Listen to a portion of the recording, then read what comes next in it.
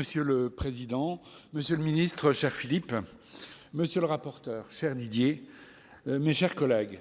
Enfin, nous sommes saisis d'un projet de loi sur les mobilités, le premier depuis la loi Climat et Résilience de 2021. Nous le devons à la conférence Avenir France Transport, organisée l'an dernier à l'initiative du ministre Tabarot. Une conférence transpartisane pour trouver des solutions face au mur d'investissement qui se dresse devant nous. Bien que n'ayant pas traité l'aérien, la voiture ni le maritime, elle a permis de dégager plusieurs priorités. La régénération des infrastructures, la réduction de la dette grise et l'affectation des profits des futures concessions autoroutières au financement des transports. Nous partageons ces objectifs, mais nous regrettons qu'un tel modèle concessif soit déjà acté sans véritable débat parlementaire. Ayant travaillé sur le ferroviaire dans cette conférence, je dois souligner que ni le groupe sur le fret, ni celui sur les cernes n'ont trouvé de financement pérenne. C'était pourtant l'objectif original de cette conférence. Ce sera donc l'un des principaux enjeux de la future loi de programmation que nous attendons avec impatience.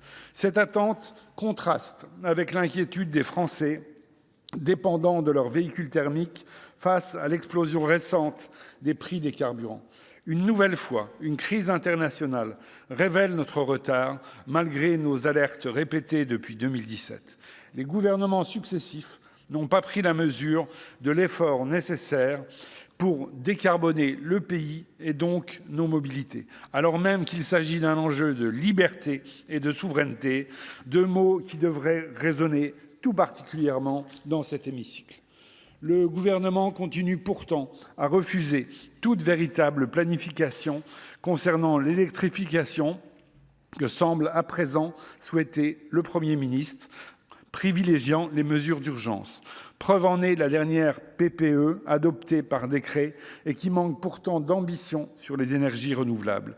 Quelle logique y a-t-il donc à annoncer un doublement du leasing social alors qu'il a été affaibli lors du dernier PLF, tout comme la prime à la conversion ?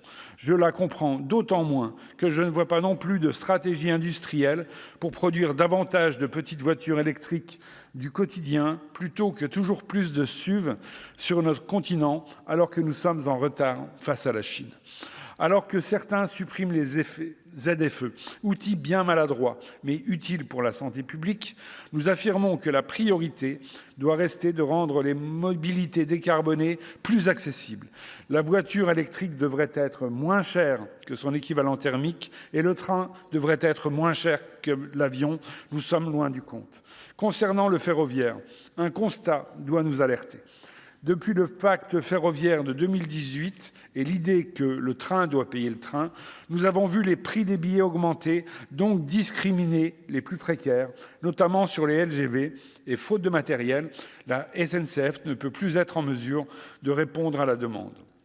Nous aurions donc aimé proposer une baisse massive des péages ferroviaires français qui sont les plus élevés d'Europe, notamment par la suppression de la redevance de marché et la compenser par des recettes issues des modes de transport les plus polluants, crédit ETS européen, part non affectée de la taxe sur les billets d'avion, écotaxe poids lourd pour les régions volontaires ou encore des recettes autoroutières maximisées par la création d'un établissement public.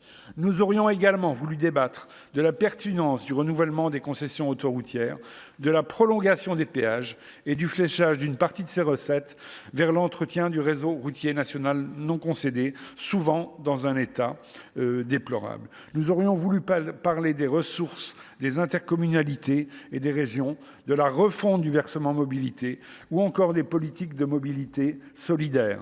Tarification sociale dans les intercités, soutien au transport pour les plus fragiles, réactivation du billet congé annuel.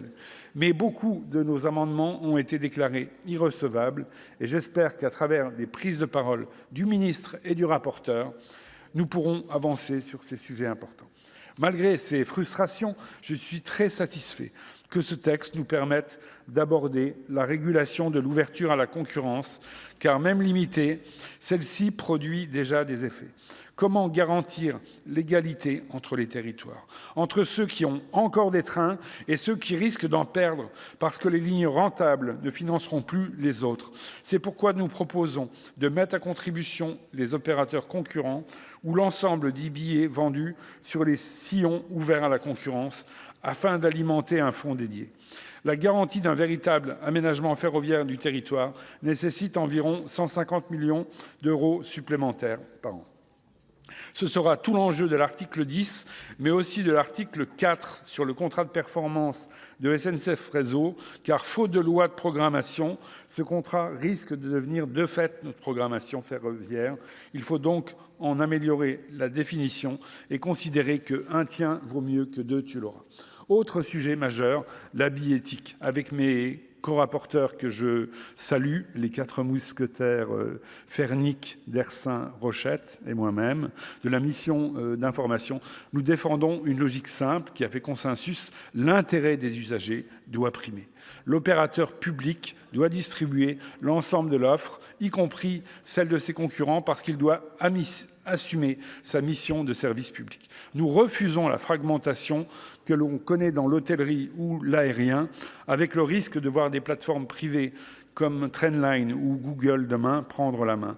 Ce serait une perte de souveraineté, notamment sur les données. Nous voulons garantir la protection des voyageurs lors de correspondances entre trains de différents opérateurs.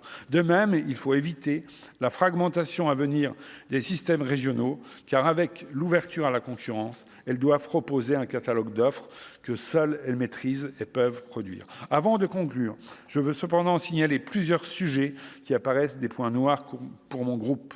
L'article 8 ne doit pas conduire à affaiblir la sécurité sur l'étoile ferroviaire de Lyon. Nous contestons l'allègement des exigences environnementales pour les raisons impératives d'intérêt majeur à l'article 19. Le vélo reste une fois encore le grand oublié de la politique des mobilités, notamment avec cet article 21, alors qu'un grand plan avait été lancé en 2019. Enfin, l'article 18 allait dans le bon sens avant les allègements du rapporteur sur la décarbonation des poids lourds. Mais l'enjeu reste bien le report modal. Nous sommes très en deçà de nos objectifs et ce n'est pas le démantèlement de fret SNCF qui a aidé. Je conclurai ce long propos en disant que le groupe socialiste aborde ce débat avec envie, parce qu'il concerne la vie quotidienne des Français, mais aussi avec inquiétude, car nous légiférons dans des conditions épouvantables. Le texte n'est même pas assuré d'être inscrit à l'Assemblée, et j'observe que tout à l'heure, le Premier ministre, dans une brillante intervention, n'a pas évoqué son inscription lors des QAG. Nous n'avons toujours pas de perspective claire sur la loi de programmation et plusieurs rapports indispensables nous manquent encore, comme l'a rappelé le rapporteur la semaine dernière en commission, COI, Bussereau, ART, Philiso 2.